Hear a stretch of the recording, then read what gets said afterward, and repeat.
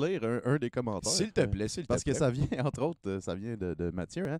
Ça vient du Boudre lui-même, mais on peut pas passer à côté de ça. Tu peux pas penser à une tarte au citron, parce que quand tu penses à une tarte au citron, c'est une autre tarte au citron qui pense à la tarte au citron.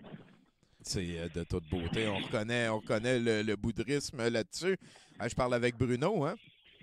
Oui, est-ce que tu m'entends bien, Tommy? Je t'entends merveilleusement bien. Ta suave voix, Bruno et Anne, nous parvient dans nos tympans de glorieuse façon. De quoi qu'on parle ce soir, mon cher? Le son est bon, là. Le son est bon, hein, Tommy? Le son est bon. On va avoir des globaux qui le prouvent. Bon. Oh, ouais. C'est correct, ça va. Juste les 3 prochaines semaines, je vais te poser la question encore, puis après ça, d'après moi, ça va être correct. Écoute, moi, tout pour t'enlever des anxiétés et faire que le show est encore plus sympathique. Je suis là pour toi, mon Bruno. Go! Il y a un autre Bernie qui vient d'apparaître.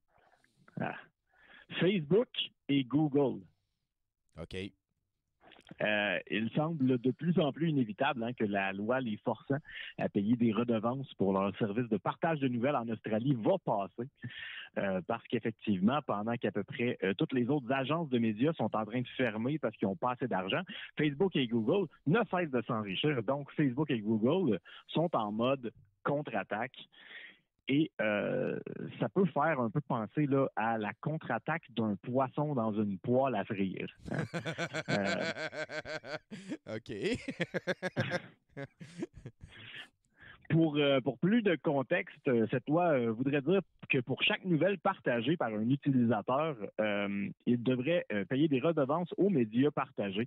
À ça, le porte-parole de Facebook a dit que le géant des médias sociaux n'a pas la structure financière pour un changement aussi imprévisible. Effectivement, la 7e entreprise la plus riche au monde, le propriétaire de 3 des médias sociaux les plus populaires au monde, n'a pas la structure financière pour quelque chose aussi imprévisible que le partage de nouvelles sur sa plateforme. D'ailleurs, j'ai entendu dire qu'ils n'ont aucune donnée sur le nombre de nouvelles qui sont partagées par trimestre.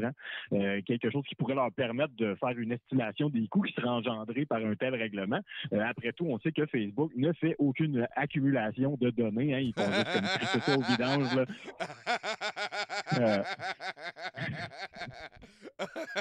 Ouais, il y a un gros problème ici, tu es en train de me dire. Là. Oui, d'où l'expression, d'ailleurs, ce qui se passe sur Facebook reste sur Facebook. Mais non, voyons, tabarnak! Tu devrais écrire ça sur un T-shirt, tu vas en vendre, c'est sûr. Tout le monde dit tout le temps ça. En réponse, Facebook a menacé de retirer son service de nouvelles en guise de représailles. Donc, pour récapituler, Marc, tu n'as aucune idée des impacts financiers qu'une loi qui t'obligerait à payer des redevances pour le partage de nouvelles engendrerait, mais juste retirer le service, ça, il n'y a aucun risque d'un point de vue financier. Dans le fond, le partage de nouvelles, tu faisais juste le mettre là pour être gentil. Là. Ça... Okay. Un poisson dans une poêle à frire. Oui. Puis la poêle à frire est allumée, là. Je veux dire, le four est allumé. Oui, OK. Ah, non, il a mis l'huile avec qui brûle à la plus haute température possible dans la poêle à frire. Est-ce que t'es niaise? J'ai envie de te crisser une bite.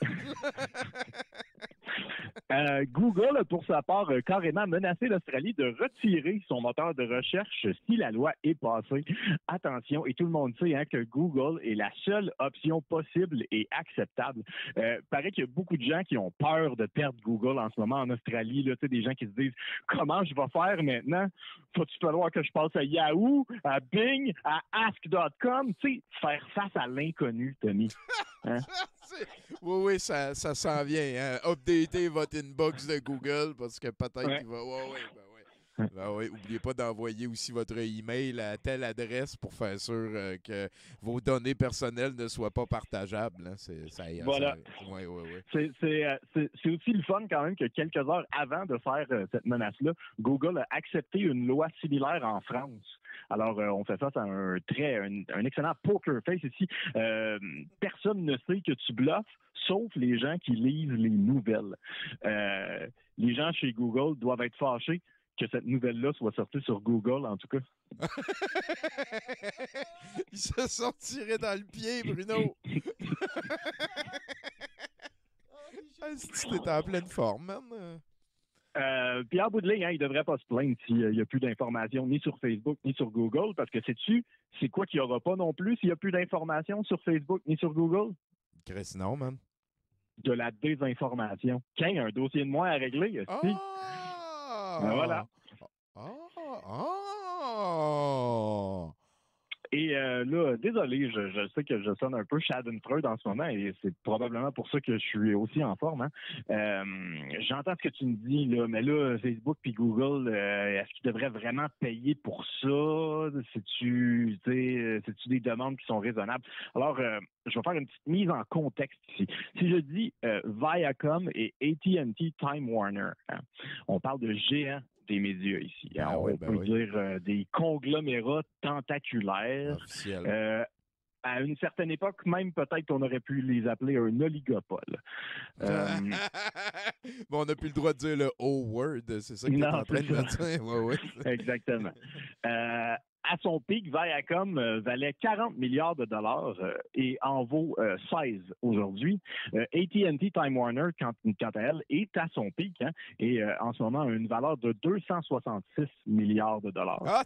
Et donc, juste pour comparer, Facebook aujourd'hui vaut 720 milliards de dollars. Et Google vaut 1000 milliards de dollars. 1 trillion, man! C'est donc 1414 milliards de dollars de plus que Viacom et AT&T à leur pic. Ouf. Mais ils n'ont pas les moyens, Tommy. Ouais, il faudrait pas comme lui demander de se responsabiliser.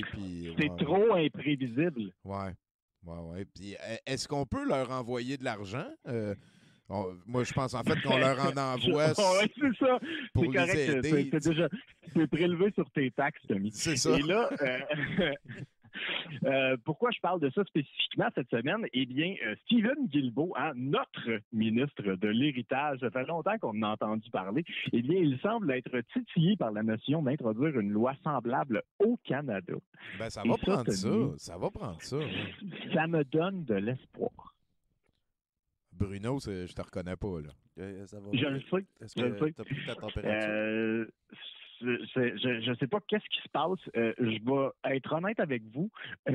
J'avais un sac Ziploc avec du kief, du pollen de weed dans mon congélateur. Et aujourd'hui, j'ai fait du hash avec mon kief. Okay. Et j'en ai mis un petit peu dans ma vapoteuse. Fait que ça se peut que c'est pour ça que je suis vraiment content de cette nouvelle-là. OK, je te suis bon. Ben, écoute, il y a des bonnes retombées à la légalisation. C'est ça que tu es en train de dire. Voilà, exactement. Ça m'aide avec ma dépression et ça me donne de l'espoir que peut-être qu'il va y avoir 2 milliardaires de plus parce qu'ils vont se séparer la patente. En tout cas, c'est tout pour moi cette semaine. Et est-ce que je peux avoir un truc pour être une meilleure personne? Ah, ben oui. Absolument. T'es à la bonne place. Nathan, il est là-dedans total. Là. Mais je pense que tu vas l'aimer, celle-là. Medium.com, je vous rappelle, nous propose, pour devenir une meilleure personne, de regarder une vidéo inspirante au lieu d'une série divertissante. Ça peut être un TED ou un débat ou une conférence, un documentaire ou une personnalité qui nous inspire sur YouTube. Mais il faut en regarder juste une. Juste une? Pourquoi? Mettons que je t'ai inspiré. Ever ou... Je regarde le texte, s'arrête parce que je suis désolé, Nathan, là, il est trop tard. J'en ai déjà trop regardé. Si, il faut l'inspirer. Ben écoute, Bruno, il va falloir que tu vives avec les conséquences de tes choix. J'imagine que je vais être malheureux, Fais attention aux Antifa, buddy. All right, bye. Ils sont partout. Hey, à bientôt. Hey. 70% pour 100%.